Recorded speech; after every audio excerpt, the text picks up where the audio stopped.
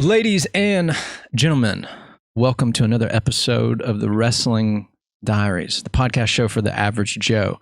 Today, I have my first international guest on a live Zoom call. I am your host, what did my friend say? The Joe Rogan for the average Joe. And my guest today is Miss Suzanne Preston from Manchester, England. I'll clap for her. Thank you for being on the show, Suzanne. No, thank you for inviting me. So, Suzanne is a individual who was in this business academy we took called the London Real Business Academy. And we met digitally through this medium, and we just became really good pals, right? I guess maybe a little bit. Yes. So all the people on my team, when they watch this, they should be super jealous because you're my first Zoom call guest. You did it. You broke through. You broke through. Sorry, everybody else. I tried to ask you guys. You're busy. It's your fault.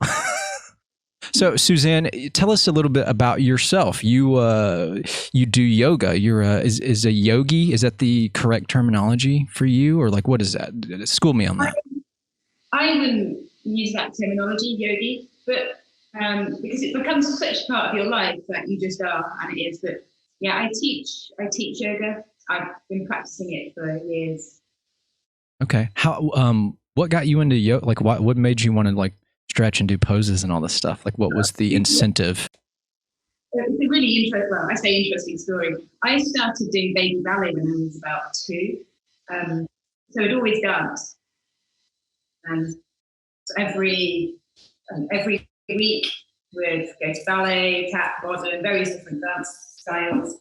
And then when I was about 14, 15, a friend's older sister left a book on Eastern philosophy on the kitchen table, and we just got really interested in it, yoga, and I just started practicing at home.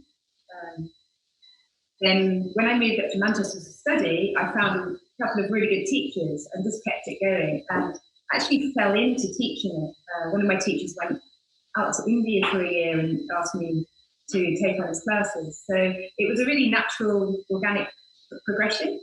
It wasn't a conscious decision to I need to be practicing yoga, I need to be teaching it. It just organic process. Yeah. So you learned it from an actual person, like an Indian person from India, the source of where yoga came from, right? Is that what you're saying? They weren't an Indian person and they weren't from India, but they were going out to India. They were. Okay. Go ahead. Sorry. Yeah, a couple of different teachers. Neither of them were Indian, actually. Mm-hmm. Yeah. Now, but yoga did originate from India, correct? Is that right? Or the original teachings were in Sanskrit, and though looking into it, it's been around in various different other forms in many different countries. Like I was reading a fascinating book called Awakening the Spine by a woman called Vanda Scaravelli, who was a yoga teacher. And in it, she highlights the fact that the Egyptians were practicing, and it's just like in different ways. But yes, the main teachings have come from India. Okay, yeah. Usually, like here in the United States, it's just some like white dude with a goatee. He's doing yoga, and he's not very cultured, right? Just hey, everybody, I'm going to burn some incense and we're going to do some stretching. Because I know there's a lot of philosophy that goes behind yoga too. It's not just kind of like a physical aspect, but there's a lot of philosophical undertones behind yoga, right? Like why you do it, related to life. Yeah, 100%. In essence, the practice you do on your mat, you need to take into your daily life. And I feel like a lot of that has been lost recently. Like this now, when you said, in the States, it's generally a guy with goatee burning incense. And it's like, come on, let's just be real about this. I don't particularly want to go off on one, but yes, it is. It's not so much about wrapping your leg behind your head and reaching this blissful state. it's how you can use all these tools in your everyday life. You know, when you've not got the incense burning, when you're not sat on a beach in paradise. You know, when you're dealing with the real world. So you were talking about how you did a ballet as a young woman or young lady. Yeah. Do you still practice? As a toddler. Yeah. Do you still practice ballet now on the side from time to time? I haven't recently. I was going back to some classes, but they stopped during the whole lockdown. I try and keep it going. Yeah.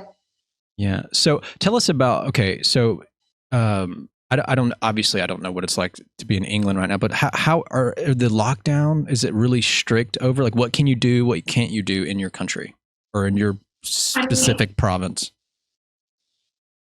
It's really opening up right now. So I've been into town the past few days. A lot of the shops are open, but it's just a bizarre environment. So it seems to be so much fear around all these masks, one-way systems. You know, so it's opening up now. Originally, maybe a couple of months ago, it was pretty severe. For the first few weeks, then people started walking around, around the park. Yeah. Yeah. So are there people that walk around without masks? Do you see that? You ever see that? You're one of them? Oh, Matt. Let's call Parliament right now. We got to get this lady. She's killing everybody. We got to get her locked up. No mask. I'm playing with you. I'm kidding. I say that because I live, even though I'm in the city, in Manchester city centre, I live very close to the river, and there's a huge park. And I just don't understand why when you're walking in the middle of the park and there's no one around you, why people are wearing these masks. Yeah. I do understand what it is. It's fear, but yeah. Well, so I was listening to a podcast myself one day, and there was a doctor on there talking about how obviously they're working on a vaccine or whatever they're doing, but she was saying that she was doing tests in her own lab with other physicians, or not physicians, but other doctors, and they were finding that vitamin D has an awesome response to COVID, and then you get vitamin D from just going outside and being in the sun. And she was saying that she gave like a stat on it, and I don't remember the stats. I don't remember it all, so I can't quote them right now. But she was saying that they tested somebody who had been diagnosed with it, but they were asymptomatic, or not asymptomatic, but they had very low, mild symptoms, and they were exposing them to sunlight, and they were giving them a vitamin D supplements, and that they showed no sign, like any symptoms they had were completely just gone. They just kind of like faded away. Now, obviously that's going to differ from person to person, but I think if if more people have like better immune systems and they're taking vitamin D and getting out and getting sunlight, getting exercise, and their immune system is strong, I think that's a really excellent way to combat this virus or whatever it is, Obviously, you're really healthy because you do yoga. You told me the other day that you cycled out to some lake on a bicycle and you swam in this lake. And I wish I was you. I'm also a big contradiction. I do like my wine. I'm having a margarita. I want the recipe after this. You want the recipe of the margarita? I will email you after this. I'll give you the recipe, lady. Going back to what you were saying about vitamin D3, what's crazy is the fact that everyone's been forced to stay inside and not go out. And to be honest, in the Northern Hemisphere anyway, the majority of people are vitamin D3 deficient. Right, because it's so cloudy out there, right? Yeah. So it's so important to get out there. Also, I've got a really interesting one, I only found this out about a month ago. Our hair, the hair on our head, actually absorbs vitamin D3 and takes it directly to the brain. It was in a yoga book I was reading, which I didn't know about. Did you know about this? No, I've never heard of that. That's crazy. Wow. Fascinating. I got to start. I'm wearing a hat. I got to take my hat off when I go outside now. I've been doing the same. Like before, I went for a walk and I had my hat on. I thought, come on, take it off. absorb. Yeah. So you said earlier that you moved to Manchester. Where were you living prior to before you were living in Manchester? Originally, I was born in a place called Peterborough, which is north of London. Wait, say that again. What's that? Peterborough. It's not far from Cambridge, sort of north of London. I was born there, but my mum's from the south of Italy, so we spent a lot of time there, sort of summers, see the family. And then when I was about 8, actually moved to Paris. Oh, Paris. Can you speak French? J'ai oublié beaucoup. Hein. Tu parles français? Oh man, no français. Yeah, I've forgotten a lot. And then, back to Peterborough, and I moved to Manchester purely to study. Yeah. So what's all your ethnicity? You said your mom's from Italy, so you're part Italian then? Yeah, the family moved over, I think, in the late 50s, and then most of them went back. So my grandparents, some of my uncles and aunts, but my mum stayed, a couple of them, so my dad's English. That's so cool. I love people of mixed culture. Makes them very interesting, you know. So do you also speak Italian then as well? I've forgotten a lot. How do I say that? Ho dimenticato molto. I think with any language, if you're not practicing it, if you're not hearing it all the time, it sits there in the background. But yeah, what is it? If you don't use it, you lose it. Is that like a real thing? I think it's actually lost. I think it filed away. It's just like a really dusty folder at the back of the brain. Yeah, it's funny talking about speaking different languages. I talked to one of my fellow teammates from my specific team in the business course. Her name is Dunya, and she's originally from Belgium. She's living in some part of England now, and I don't remember where. To save my life, but we were talking, and I was like, "Oh, Dunya, I'm assuming that you're multilingual, right?" And she goes, when she's talking to me, she goes, well, fluently, only about 4 languages." And I was like, "Whoa, okay, only so you can speak more than 4, but only fluently 4 languages." I was like, "I speak 1 language, and I probably don't even speak it that well." It's just, and she was like, "Well, in all fairness, you know, Belgium is really small. So if you go 100 miles, you're in another country. So it's kind of, some places it's mandatory you learn these different languages because of the close proximity of the different countries." Is that, would you agree with that? Does that sound like a thing? Yeah. Also, I know here, I have a lot of Spanish friends. So I end up sort of picking up bits of Spanish. I think with some languages, they're so similar that they're very easy to pick up. Well, when it comes to Latin languages, like French, Italian, I wouldn't say I'm fluent in them. But don't Belgium have a few? Don't they speak a few languages anyway? I guess so. I really don't know anything about Belgium or the culture. Okay, I was going to ask you, but I'm sure, is it Flemish? Oh no, that's Dutch, isn't it? I don't know. She speaks Afrikaans, which is the language in South Africa. I don't know the connection there, but that was one of the other ones that she spoke. So she spoke Afrikaans, English, obviously. She spoke German. And then I guess whatever they speak in Belgium, I don't know what that is, but whatever that is what she speaks. I don't know. She's probably going to watch this and be like, "Oh, he's such a dummy." I know who you're talking about. I didn't know she was from Belgium, but yeah. Yeah. So what people are probably wondering what the Business Accelerator is. So folks, without going into too much details, because we have to be secretive, me and Suzanne, if we told you, we'd have to kill you. It's basically this digital media business course to teach you how to become an online entrepreneur. And if you don't know what that word is, Google it. So we go on there and they take you through these modules, these different steps week to week to teach you how to become, to start your own business, start your own brand. And that's what me and Suzanne here, that's what we did. And that's how we met. And it's really cool. Are you going to graduation in September if everything's okay with the airline? Well, I guess you could just take a train there, right? A couple of hours away. Yeah. Yeah, I was just about to say if the planes are all right, and you're in Manchester. I'm such a goober.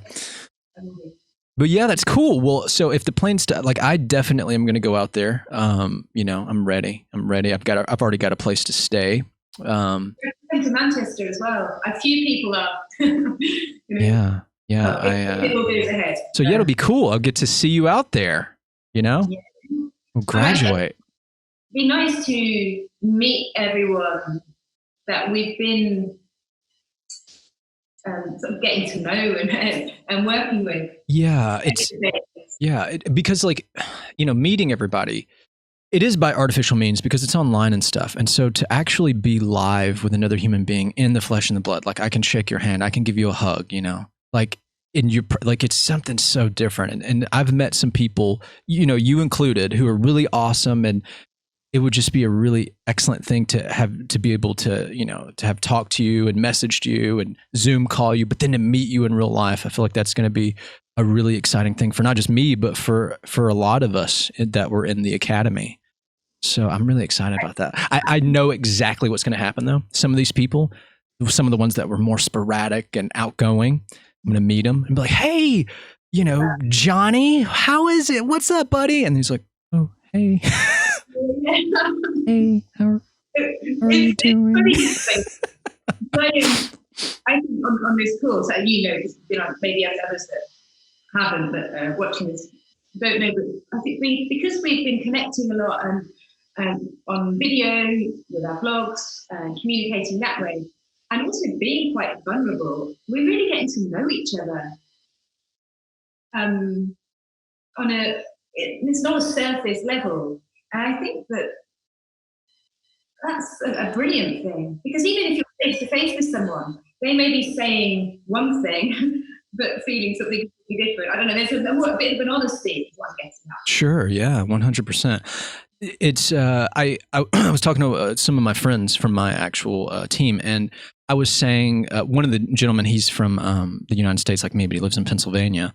And I asked him, I was like, have you ever been to youth camp? And I don't know if you have done this being in Europe and England, but youth camp is like, you're a teenager and you go to this camp and you stay for a week or a couple weeks with other kids from different states or cities or different parts of the country. And they all come together and you go to camp, and there's like activities and games, and you stay in like different rooms and you meet and you make new friends. And and I've done this several times with my childhood friends too. We went to youth camp and we met a lot of these people, and we built rapport and we built relationships, and it was so fun, right? And everybody, and you're like, oh, that's just Cindy, she's this way, and then Bobby, he's a goofball, and then it's all over. And then you get on these buses, and then you travel away. And the sad thing about it is sometimes those people, they do keep up with you. They'll call you or email you sometimes, and then you just you fade off. And me and my friend from my team in the Business Accelerator, we were talking, and I was like, I really hope this doesn't happen with us. Like, I don't want this to be a thing to where we do this course, right? And then it's over, we graduate, and then everybody kind of just goes back to their own corners of the earth. Like, I want to still stay connected. I mean, because that's how we thrive as a species. We community, Would you agree with that? Absolutely. Did I just go too crazy on you? I know. I know that, especially some of the friends on my team, they're lifelong friends now, and there's quite a few people you're talking about doing some work with, some sort of joint ventures with, and yeah, I think it's exciting. Also, I've got, when I say a story, when you mentioned the youth camp, in the UK, I don't think it's much of a big thing, but before I mentioned moving to Paris when I was about 8, when we moved there, my parents, bear in mind, I couldn't speak any French. We got there and they put me on a bus. And I just remember sitting on this bus and they waved at me, and I was like, wow, I've just left all my friends in the UK and my school, and I've come to a different country, and now I'm sat on a bus and my parents are saying goodbye to me. Yeah, I was like, what is going on? And it was 3 weeks. It wasn't just 1 week. 3 weeks on this bus. So one was horse riding, one was abseiling, and I can't remember what the other one was. And I just felt as though I'd been thrown into the world and had to survive by myself. And I've always laughed at this. I was talking to some friends about it, because I think that maybe that experience gave me my independence streak. But yeah, I wasn't too happy at the time. Yeah, I can imagine. It's scary, right? It's kind of a scary undertaking, especially as a young person. I did learn one word though, which was je suis d'accord. Oh, that's 3 words. I am okay. What? Say it again. Je suis d'accord. What I am is okay. that? What is that? French? That's French, right? Yeah, well, very much. It was in France, so Right. Maybe words I could pick up, but I think I cried most nights. Oh. But I mean, you look back on it and you're really grateful for it, right? It helped to kind of mold and shape you into the woman that you are now. Yeah, 100%. Yeah. We're getting deep, ladies and gentlemen. We're getting super deep. What the Wrestling Diaries is all about. We get deep. And we have margaritas and white wine. Cheers. Cheers, Suzanne. Hey, wait. Let's do this. Can we do a tip? Blink. Everybody that watches are going to be like, oh, that's so cool how that happens. And what's good, I know like you see me here. So if you see me looking this way, it's just because I'm looking at you on the monitor almost as if you were here. You're here with me in spirit, Suzanne.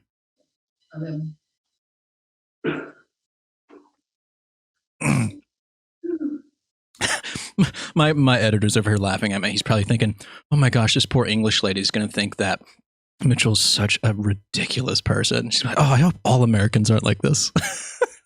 No, I thought they were worse, to be honest. Oh my God. She thought they were worse. They are. They're way worse. They're way worse than this. I'm from the South too. So people down here, people are going to get so pissed off at me, but they're, people down here, hey, how you doing? You don't talk like you's around from here. I was going to say, you don't seem to have a really... I don't. So I'm biracial, right? My mom is from Vietnam, and I'm actually part French as well. My grandfather was from France. So I'm multicultural. I think part of the reason why I articulate my speech better is in part that reason.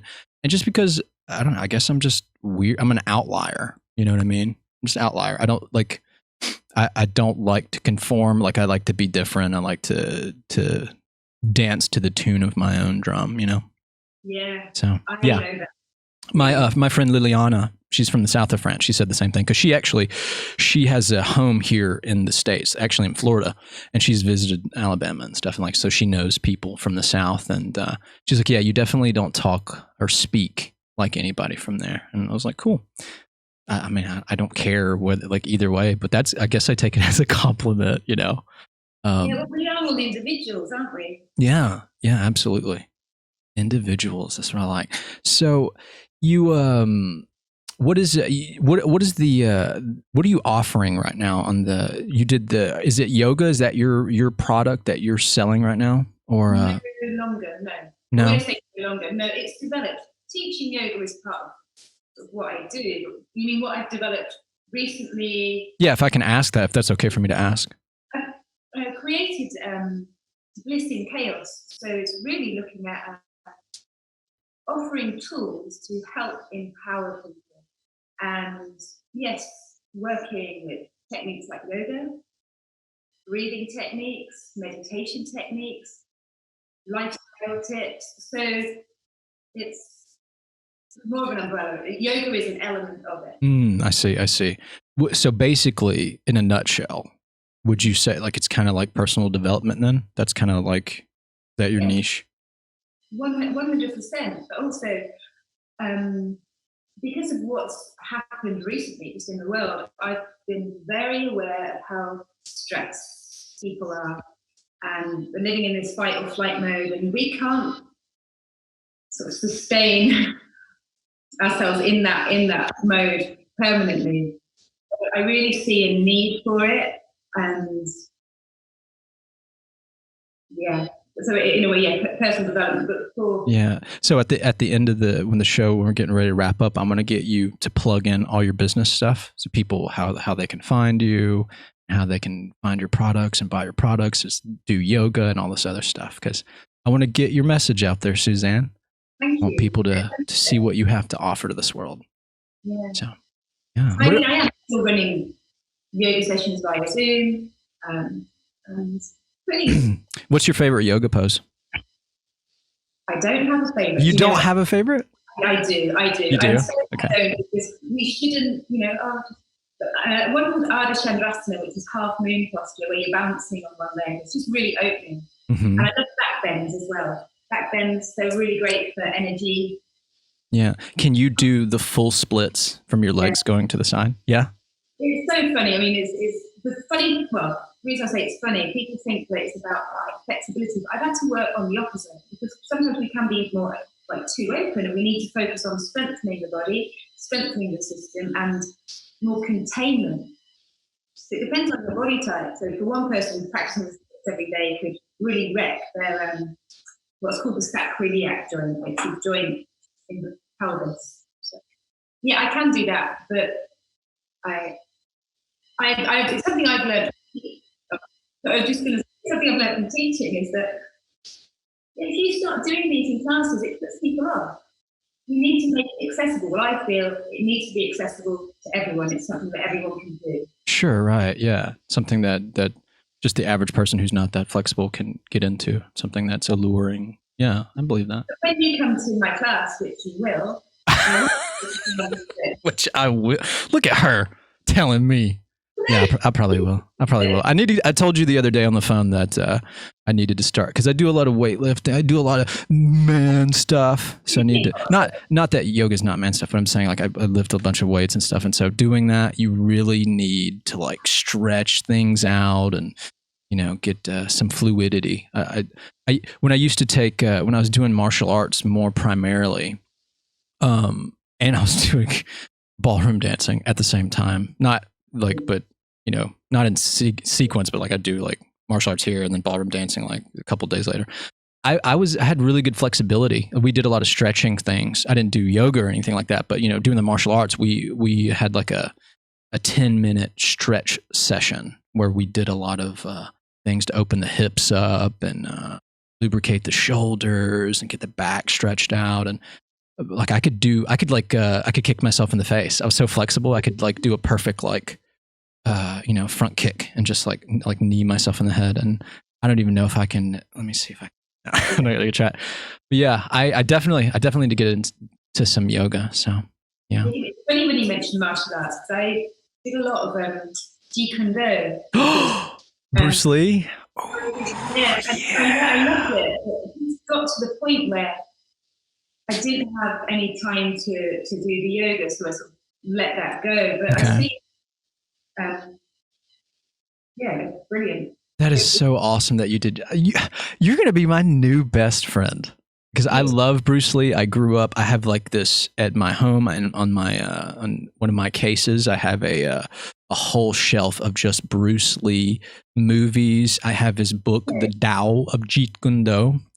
And it has his personal notes, his journalings, his underline, and it has artist drawings of like different things that he developed, and it has stuff from Western boxing. It has fencing in there. It has some aspects of ballet actually in there. He's yeah, he's kind of, a lot of people say it's between him and a couple other people that are the founding fathers of mixed martial arts, which everybody enjoys now when they watch the UFC. But he was one of the people in the day to bring together multiple disciplines, you know. I think, I can't remember the exact quote. It's like any, it's gone out of my head, but it's like really use anything. Yeah. What is it? Take in what is useful, disregard what is useless, and add what is essentially your own. That's the quote. Yeah. I just took that out of my head. That's why I just love he's taking elements from different disciplines, and then you can use what works right in that moment. And it's interesting, because I think that's what I do with the yoga I teach. It's not just from one specific teaching to, you know, different areas, and then you listen to your body, you see what works in this particular moment. Yeah, 100%. A lot of the things that people probably don't know about Bruce Lee, like the average person, they just assume he does karate, which is incorrect. That's Japanese. He did Jeet Kune Do, which is a mixture of different martial arts, and he originally did Wing Chun, which is Kung Fu, and that's Chinese. Anyway, but a lot of people don't know this about him. He was a philosopher and a poet, and he was very romantic. And you can see a lot of that too in that book, The Tao of Jeet Kune Do. But yeah, in fact, I think he went to, don't quote me on this. I'm not 100% sure. I should know this being a fan, but he went to, I think it was UCLA, if I'm not mistaken. And I think he had a bachelor's degree in philosophy or something like that, or a master's degree. A lot of people don't realize like how educated the guy was. Super smart, super intelligent, super insightful, super poetic. So I didn't have to remember that book. If I forget, please remind me. Was it that's another email. What do I got to send you now? I got to send you the recipe for the margarita, the Dowd. Matt, write all this down. He's looking at me. He's like, don't you talk to me like that. If for anybody who's watched the show up to this point, if you hear me say Matt's one of my childhood friends. He's basically my brother. He's also my tech manager. He does all this stuff. I'm just the face and the voice.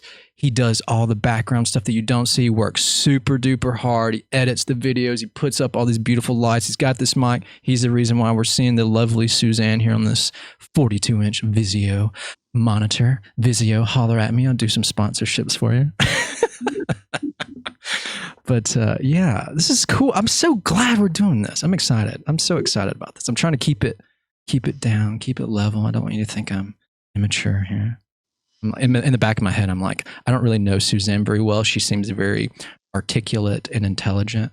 And I'm trying to gauge how she's gauging me as a person. Like, I'm not judging you. You're not judging me? Don't you judge me, Suzanne. So cool. You want to do some yoga? Do us some splits for us. Go ahead.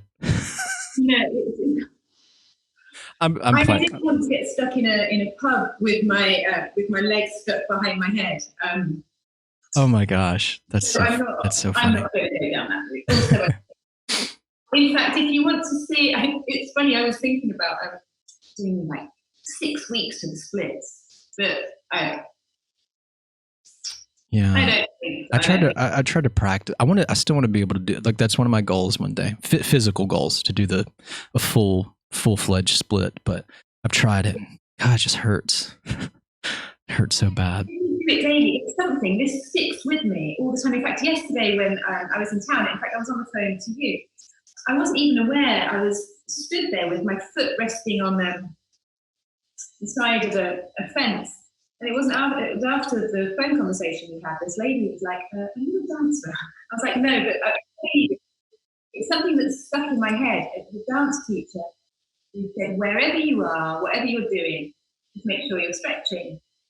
And so yeah, it stuck with me. So every single day, even if that's putting the kettle on, like put on the side. So if you start bringing that into your life, you'll be in splits and like. Thank you for that tip. I definitely will take it with me afterwards. Let me ask you this question. So you do this, you do yoga, you did ballet. What else what do you do for fun? Like or I guess that stuff is fun, obviously, for you, but what else what do you do? What turns you on? What do you like to do? Like there in Manchester, you watch a lot of TV or something? I don't have a TV. I threw my TV away. Oh. I don't have a TV. I love film. Absolutely love film. You're like my friend Amara. She doesn't watch TV either, but she loves movies. Yeah. Cinema. In fact, I think I might get a projector. But recently, I've not really had time to watch anything. Also, I wouldn't want to be fed all the shit. Yeah. What's one of your favorite films? One of my favorite films. Oh, I quite like Before Sunrise, Before Sunset. Really Delphi. I've got so many that I love for different reasons. Oh, Scarface. Oh, this chick, Matt, send her a fruit basket. What's your address? We're gonna send you a fruit basket. it'll be bad by the time it gets there, but still, it's the thought that counts. Absolutely, and Goodfellas, like you love gangster. I love gangster movies. Once again, like with the Bruce Lee stuff, I also have another shelf. Nothing but Goodfellas, The Godfather, Scarface, Bronx Tale. If you've never seen that one, that's a beautiful romantic movie. I looked that one up. Bronx Tale. It's got Robert De Niro in it. It's really good. Yeah, I love gangster movies. Are so good. I used to when I worked at the doctor's office, I used to slick my hair back you know, after we would get back from the gym and we shower and I have my hair slicked back and I had my aviators on. And one of the ladies that there was like, she was like, "Oh my gosh, you look like a little mafioso." And I was like, "Hey, don't you talk to me like that, gal. I'll get you whacked." You know what I mean? Boom. People are like, who is this guy? He was in the business accelerator? He's so unprofessional. Am I though? This is my podcast, you know. We're just having fun here, right? Are you having fun, Suzanne? What was that? Are you having fun? I am, yeah. Can you do the rest? Can we chat with you in mafioso mode? Oh, you wise gal over here. He's a wise gal. I got some from wise gals like you. You know what I mean? Don't mess with me, girl. Boom. I'll hit you with a move. That's actually less mafioso, more like Jersey Shore. I don't know if you know what that is. If you don't, do not look it up. It's terrible. It's terrible. It's not good art. It's not art at all. Yeah. So what else? So you like gangster movies? Are you one of those? You like romantic comedies? Are you one of those kind of ladies? Well, why did I say I don't know? Not hugely.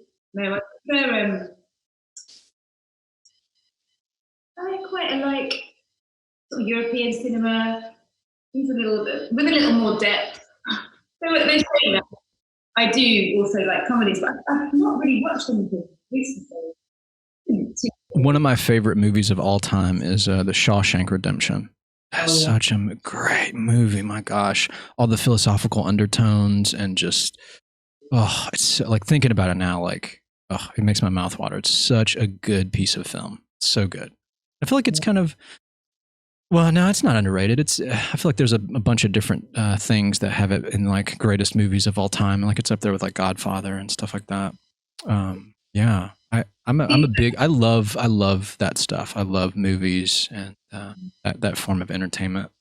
I know when you say it should be out there, I've forgotten about Apocalypse Now. I don't know if you've seen that. Yeah, with Martin Sheen when he was a young man. Yeah, about the Vietnam War. That movie. Yeah, it's hard for my mom to watch those kind of movies. You know, she was in the military, the Vietnamese military, not the Viet Cong. She was in the southern the southern sect that fought with the the Americans in the war. But yeah, sometimes it's hard for her to watch stuff like that. I don't know if she doesn't have like PTSD necessarily. She's I don't want to say she's cold, but she like I don't know, like things like that don't bother her as bad. But some stuff I can tell is kind of it's kind of crazy for her. But she lived it. Yeah. What's that now? She sort of lived. Yeah, she lived through it. And it's an odd, you know, because there's a lot of Vietnamese veterans here, you know, like Americans that fought over there, and they have a lot of issues, and they've seen a lot of crazy stuff happen over there, and a lot of their brothers died and different crazy stuff. And then, of course, there's the controversy about the war shouldn't have even happened at all. But for my mom, who is a native of that country, to be in that and also see like be involved with having to fight and kill her own people. Not saying that she did that. I don't know. I don't really try to talk to her about that stuff. But yeah, I can't imagine it. You know, and then coming over here as a foreigner and you know, trying to integrate into American culture. It's yeah, it's beyond me. But she's yeah. Anyway, not to get off my soapbox here. How about you? How's your relationship with your parents? Is it good? Is that a touchy subject? Should I have not went there? I actually got kicked out when I was about 15. Oh, you're a rebel. Not so much that. I mean, I think that's always, this is part of me that is. It was more my relationship with my mum. You just butt heads? Yeah, didn't really get on. And I could see through what was happening. He sort of basically asked my dad to ask me to leave.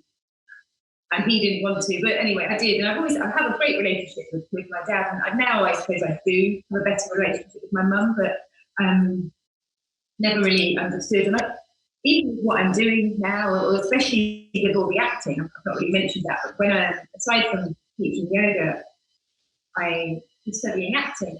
And one thing that I've been working on for years. She would always say, get a proper job, get a proper job. Oh, no.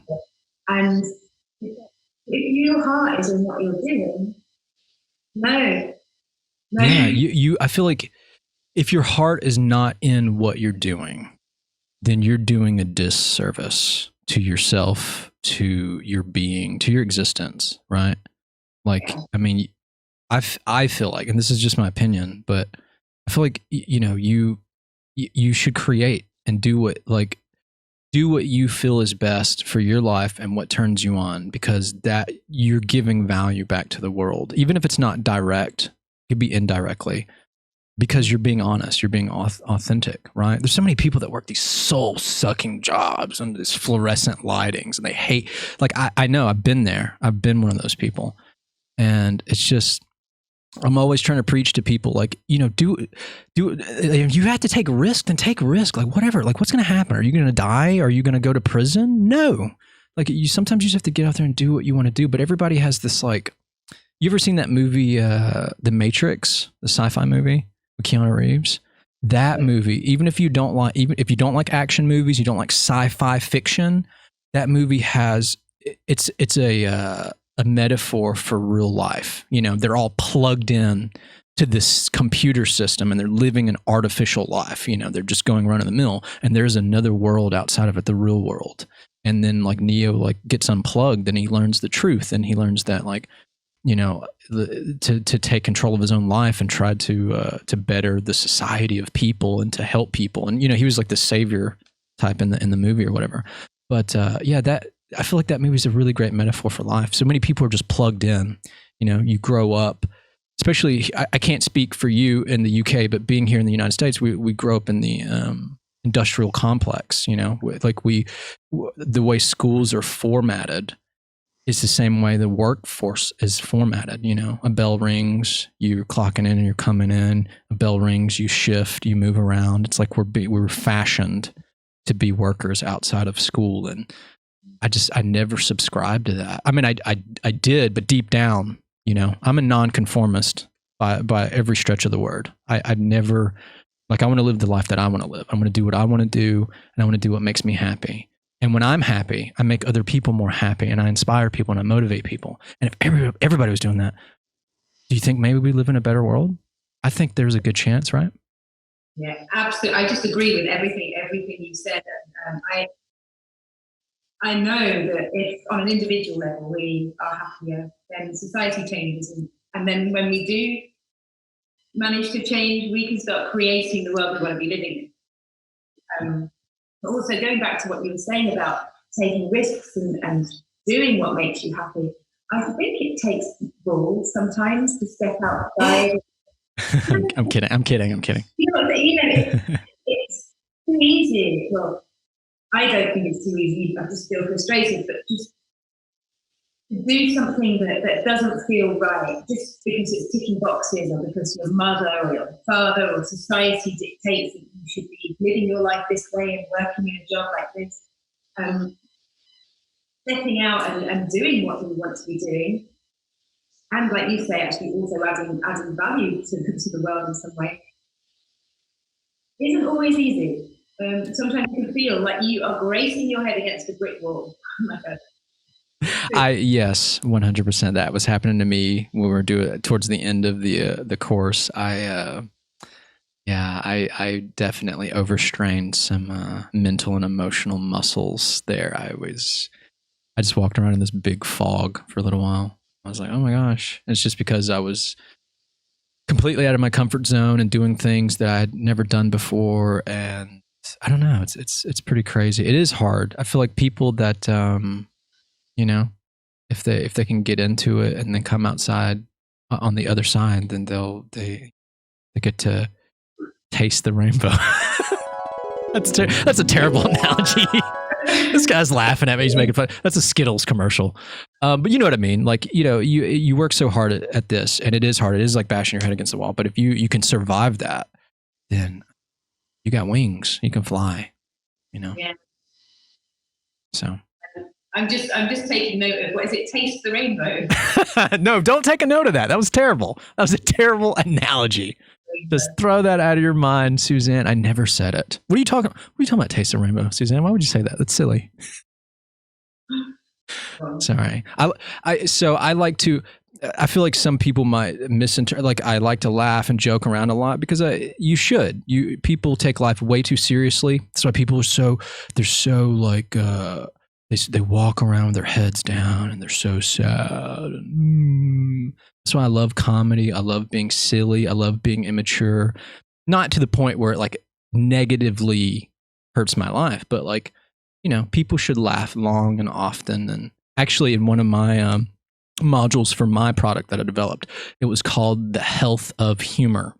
And it was about the power of being silly and having a child's mentality and laughing a lot and joking a lot and not taking things too seriously. Obviously, not to the point where like we can have a serious adult conversation, but like I know some people that are just 100% like, because I used to work I was a manager at a doctor's office. So I knew a lot of people that they took life so serious. I'm an adult. This is how I talk. That's weird. You read comic books, Nichole? That's very immature of you. I thought you were an intellectual. How could you do that?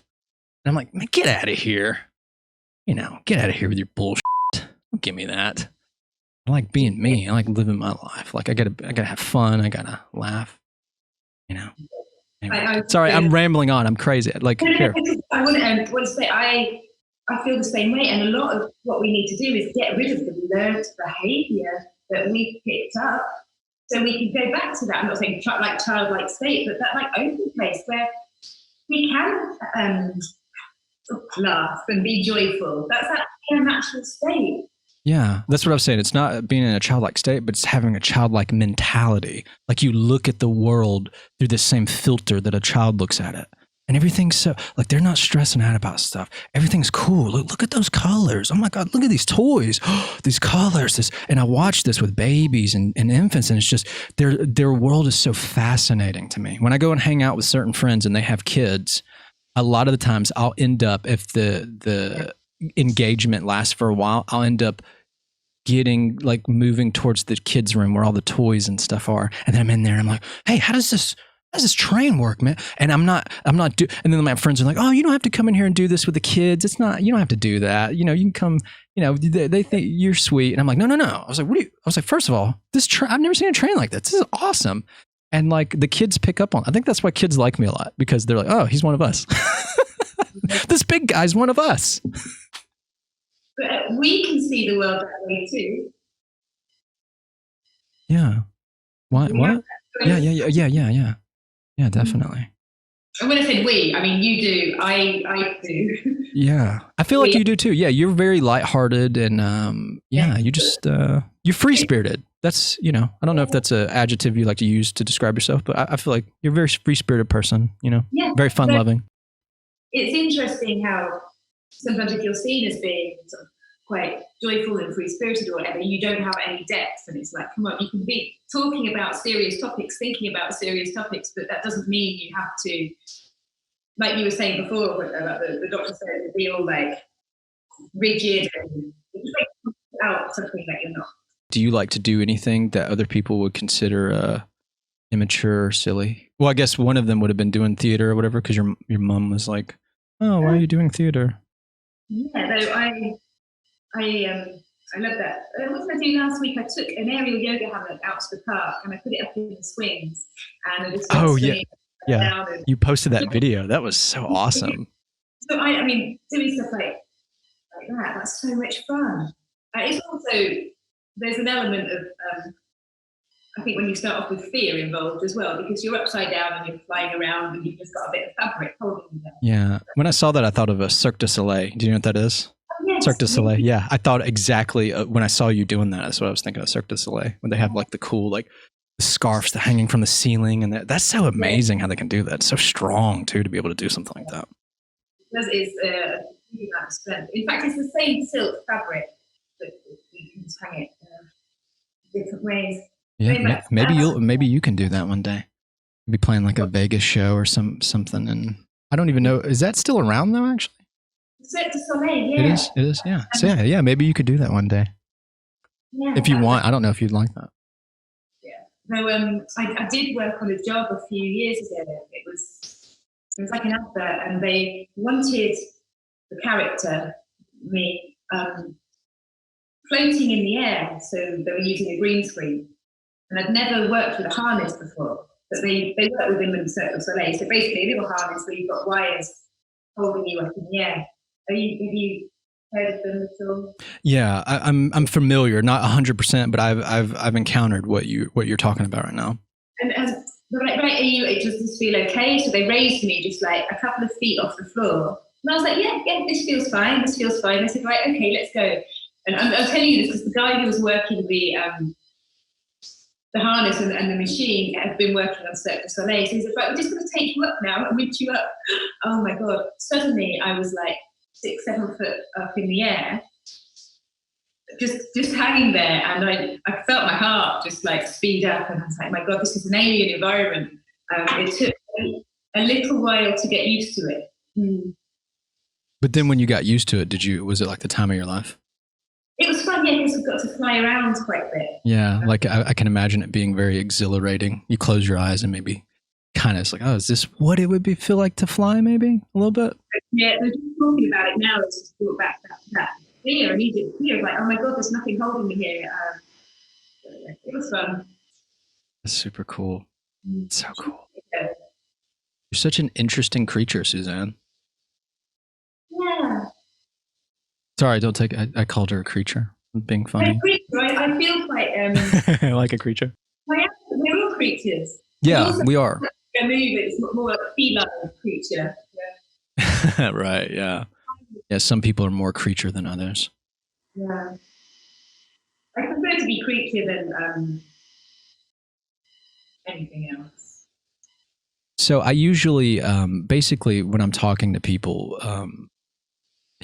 what's beautiful about a good conversation with someone is that they really kind of start to tell you who they really are, and you kind of see the things that they struggle with in a certain light. But I always try to ask my guests, usually towards the end of the show, like, what is something that you specifically, what are you wrestling with in life currently at the moment? What is Suzanne? What does she personally wrestle? I mean, we wrestle with a bunch of things. But what specifically is it? I know that there's one thing, and it's not, say, just recently, but throughout life, generally, it's been wrestling with myself, like feeling like I want to be doing one thing, and then part of me is saying, no, don't do that, no. Like these little limitations, this other side of me is putting in, and it's like, no, don't listen to that. It's, when I say wrestling with myself, it's, yeah. I don't know how else to put it. I guess we all wrestle with ourselves, right? Like you, not you specifically, but you in general. You're your own worst enemy, right? Would you agree with that?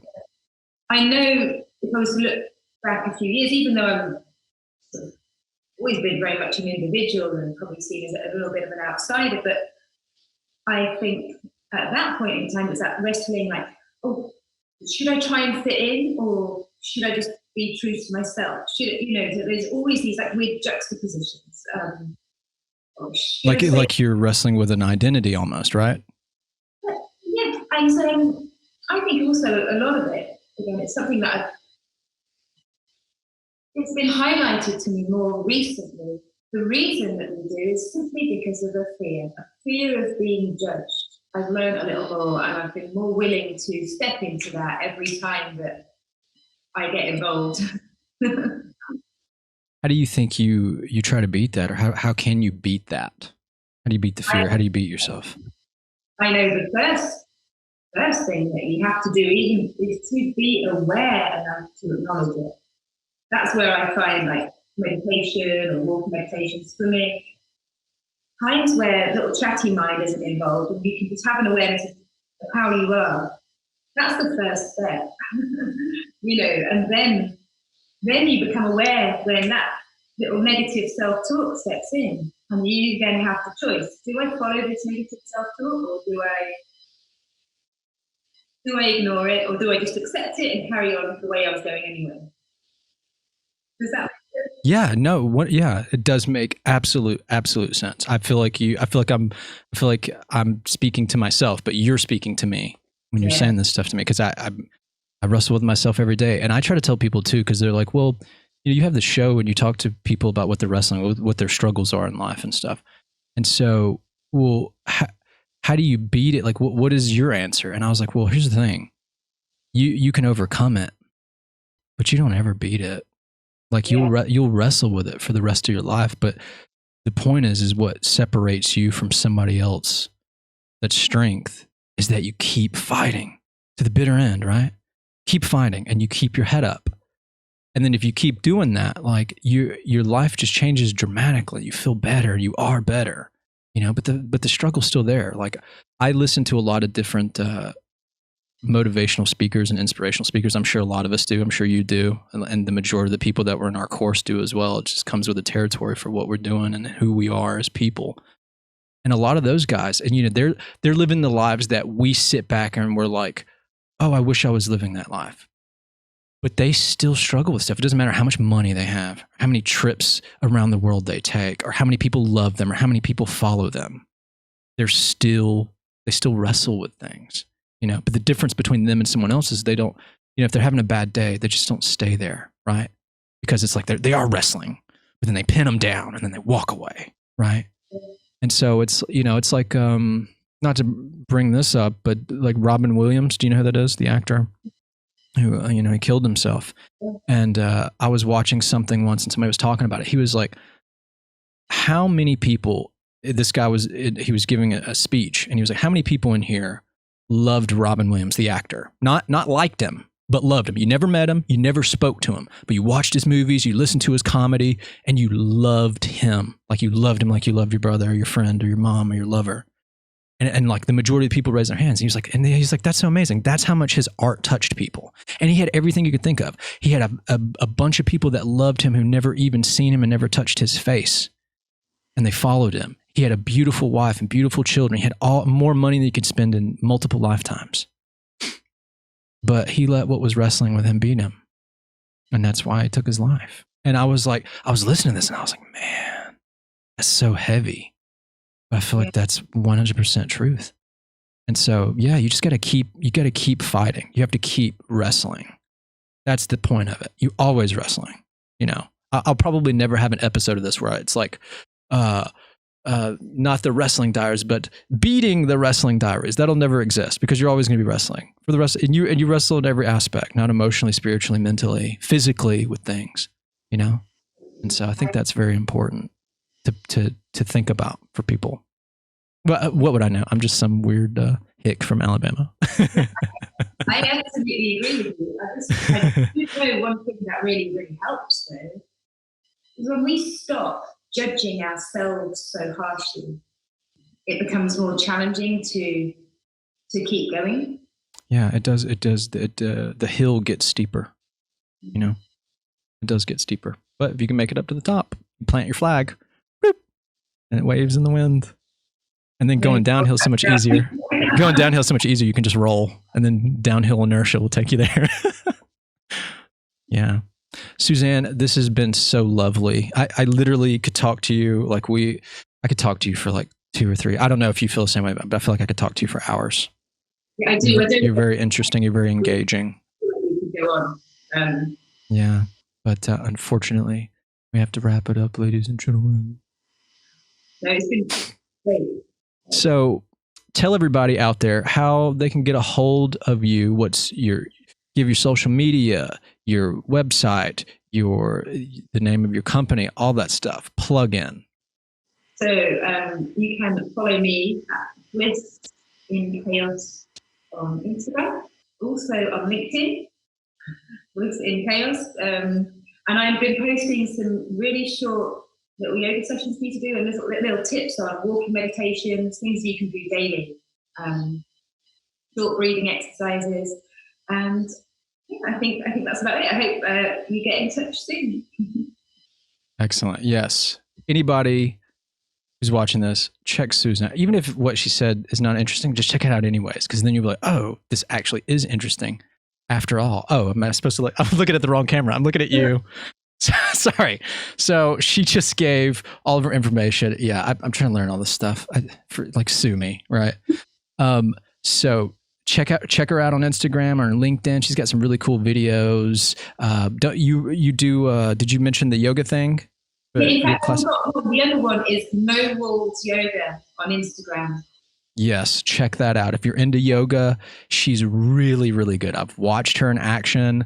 Superb. Check her out.